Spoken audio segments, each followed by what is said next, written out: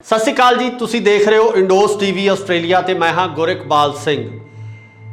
जदों पंजाब विच वध रहे नशे की गल करदे हां तां इस नशे नूं लैके वख-वख सरकारां वल्लों समय-समय उपर कीते गए वो वादे याद आ जांदे है, जिन्हां वादियां दे विच सरकार वल्लों किसी ने कुछ हफ्तियां दे विच, किसी वल्लों कुछ महीनियां दे विच ते कदे किस वल्लों कुछ दिनां दे विच ये चिट्टा खत्म करन दी जां नशा खत्म करन दी गल कीती गई सी।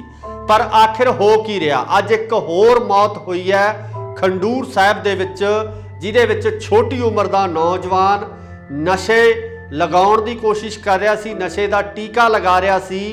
ओवरडोज होण कारण मापियां दा ओ पुੱਤ इस जहान तो रुखसत हो गया।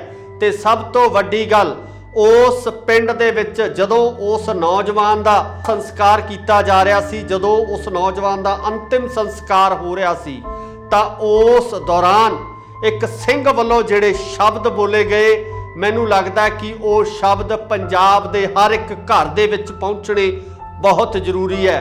पंजाब दे हर एक व्यक्ति नूं वो शब्द सुनने बहुत जरूरी है, क्योंकि वो शब्द साडे अपने परिवारां नाल संबंधित ने, साडे अपने नौजवानां नाल संबंधित ने, जिहड़े कि इस नशे दी दलदल दे विच बुरी तरह नाल गरक चुके ने। ये शब्द ये कईयां होईयां गल्लां पहलां तुहानूं सुणाउने आ। इस तो पहलां तुसीं ये सुणो वीडियो। नहीं हैगा, असीं क्यों नहीं डक रहे? इन्हां गल आखिओ अज बच्चे दा संस्कार है तो अपने घर अग नहीं आउणी, अपने घर भी अग आई हुई है। अपने बच्चों नूं जाके फोल के वेख लिओ, अपने बच्चों नूं जाके पुछ के वेख लिओ, बच्चों की जो हालात हो गई है वो दास जानता है।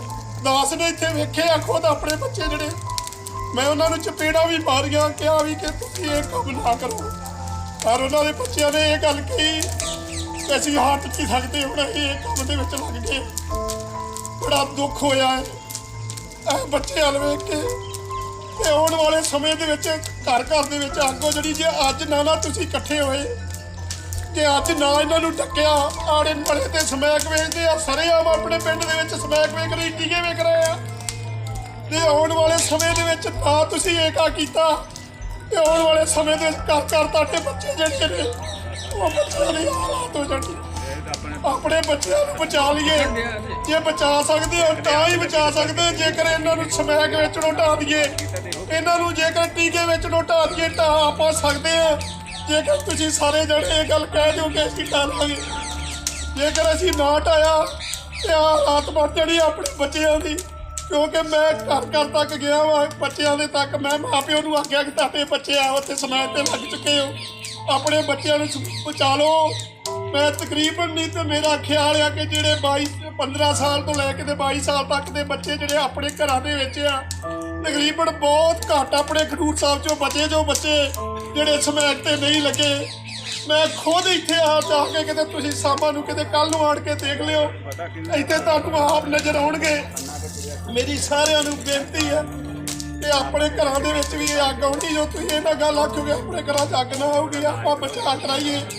अपना बच्चा चल गया तो हम अगले बच्चों का जिक्र बचा कराना तो तुम करा सकते हो।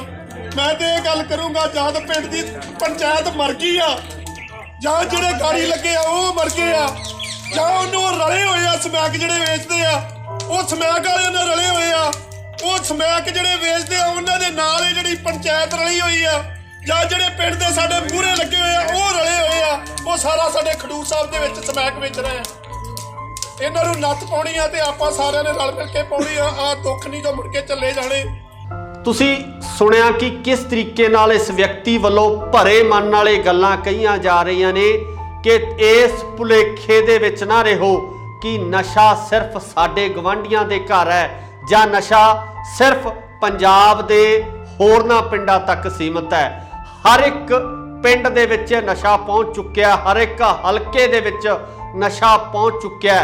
सो खास करके सानू लोड़ है अपने बच्चों नूं समझण दी, अपने बच्चों नूं वाचण दी कि किते वो भी इस नशे की दलदल दे विच तां नहीं गरक गए, कि किते वो बच्चा जिहड़ी संगत दे विच बैठ रहा, जिहड़ी संगत दे विच आ रहा, वो संगत नशे नाल पलीत तां नहीं है। ਸੋ ਇਹ ਗੱਲਾਂ ਬਹੁਤ ਜ਼ਰੂਰੀ ਨੇ ਜੇਕਰ ਤੁਸੀਂ ਆਪਣੇ ਬੱਚਿਆਂ ਨੂੰ ਇਸ ਨਸ਼ੇ ਤੋਂ ਬਚਾਉਣਾ ਚਾਹੁੰਦੇ ਹੋ, ਕਿਉਂਕਿ ਜਿਸ ਤਰੀਕੇ ਨਾਲ ਲਗਾਤਾਰ ਮੌਤਾਂ ਹੋ ਰਹੀਆਂ ਨੇ, ਜਿਸ ਤਰੀਕੇ ਨਾਲ ਘਰ ਘਰ ਦੇ ਵਿੱਚ 70 ਵਿਛ ਰਹੇ ਨੇ, ਜਿਸ ਤਰੀਕੇ ਨਾਲ ਪੰਜਾਬ ਦੇ ਉੱਚੇ ਲੰਬੇ ਗੱਭਰੂ ਮੁੱਠੀ ਭਰ ਖਾਕ ਦੀ ਢੇਰੀ ਬਣ ਰਹੇ ਨੇ, ਸਾਨੂੰ ਸੁਹਿਰਦ ਹੋਣਾ ਪੈਣਾ ਤੇ ਸਭ ਤੋਂ ਵੱਡੀ ਗੱਲ ਉਹਨਾਂ ਲੋਕਾਂ ਦੀ ਪਛਾਣ ਕਰਨੀ ਪੈਣੀ ਹੈ